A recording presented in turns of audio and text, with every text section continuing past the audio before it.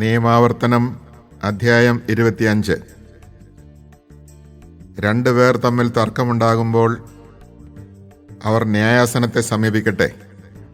ന്യായാധിപന്മാർ നിരപരാധനെ വെറുതെ വിടുകയും കുറ്റക്കാരന് ശിക്ഷ വിധിക്കുകയും ചെയ്യണം. കുറ്റക്കാരൻ പ്രഹരത്തിന് വിധിക്കപ്പെട്ടാൽ ന്യായാധിപൻ അവനെ തൻ്റെ സാന്നിധ്യത്തിൽ നിലത്ത് കിടത്തി അടിപ്പിക്കണം. കുറ്റത്തിൻ്റെ ഗൗരവമനുസരിച്ചായിരിക്കണം അടിയുടെ എണ്ണം. ചാട്ടയടി 40 കവിയരുത്.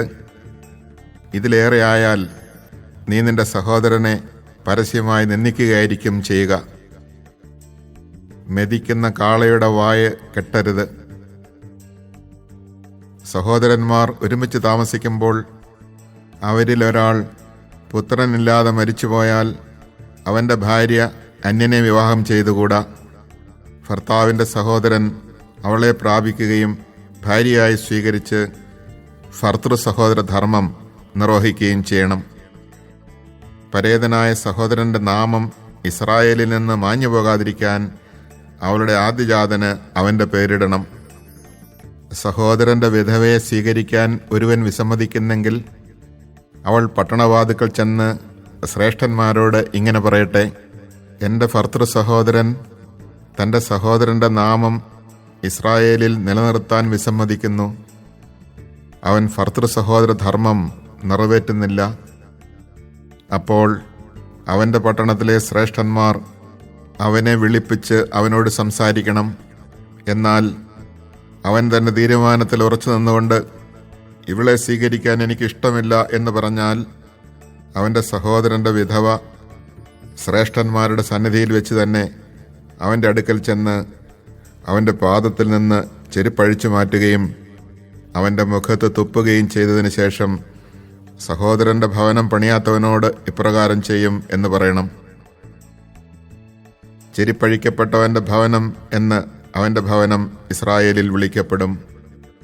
പുരുഷന്മാർ തമ്മിൽ ശണ്ട കൂടുമ്പോൾ ഒരുവൻ്റെ ഭാര്യ തൻ്റെ ഭർത്താവിനെ വിടുവിക്കുന്നതിന് എതിരാളിയുടെ അടുത്ത് ചെന്ന് അവൻ്റെ ഗുഹ്യാവയവത്തിൽ പിടിച്ചാൽ അവളുടെ കൈ വെട്ടിക്കളയണം.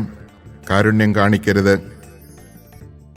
നിന്റെ സഞ്ചിയിൽ തൂക്കം കൂടിയതും കുറഞ്ഞതുമായ 2 തരം കട്ടികൾ ഉണ്ടായിരിക്കരുത്.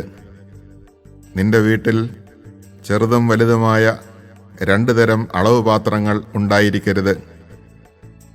നിന്റെ ദൈവമായ കർത്താവ് നിനക്ക് തരുന്ന ദേശത്ത് ദീർഘായുസ്സോടെ ഇരിക്കേണ്ടതിന് നിന്റെ കട്ടികളും അളവ് പാത്രങ്ങളും നിർവ്യാജവും നീതിയുക്തവുമായിരിക്കണം. ഇത്തരം കാര്യങ്ങളിൽ നീതിരഹിതമായി പ്രവർത്തിക്കുന്നവരെല്ലാം നിന്റെ ദൈവമായ കർത്താവിന് നിന്ദ്യരാണ്. നീ ഈജിപ്തിൽ നിന്ന് പോന്നപ്പോൾ വഴിയിൽ വെച്ച് അമലേഖ് നിന്നോട് ചെയ്തതെന്തെന്ന് ഓർത്തുകൊള്ളുക.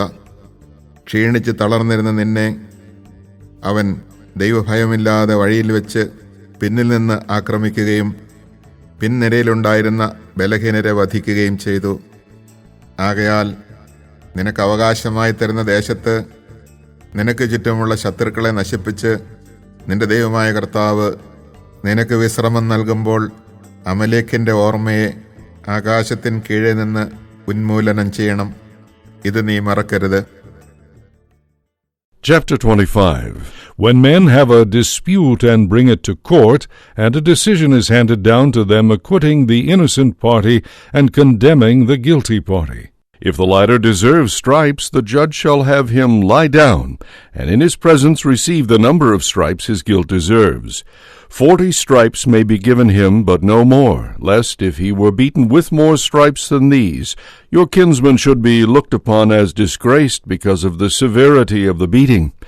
You shall not muzzle an ox when it is treading out grain.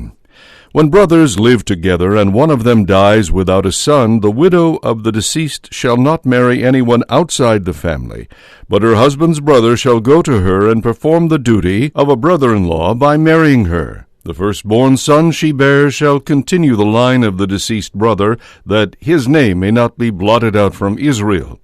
If, however, a man does not care to marry his brother's wife, she shall go up to the elders at the gate and declare, My brother-in-law does not intend to perform his duty toward me, and refuses to perpetuate his brother's name in Israel. Thereupon the elders of his city shall summon him and admonish him. If he persists in saying, I am not willing to marry her, his sister-in-law, in the presence of the elders, shall go up to him and strip his sandal from his foot and spit in his face, saying publicly, This is how one should be treated who will not build up his brother's family. And his lineage shall be spoken of in Israel as the family of the man stripped of his sandal. When two men are fighting, and the wife of one intervenes to save her husband from the blows of his opponent, if she stretches out her hand and seizes the latter by his private parts, you shall chop off her hand without pity. You shall not keep two differing weights in your bag, one large and the other small, nor shall you keep two different measures in your house, one large and the other small. But use a true and just weight, and a true and just measure, that you may have a long life on the land which the Lord your God is giving you.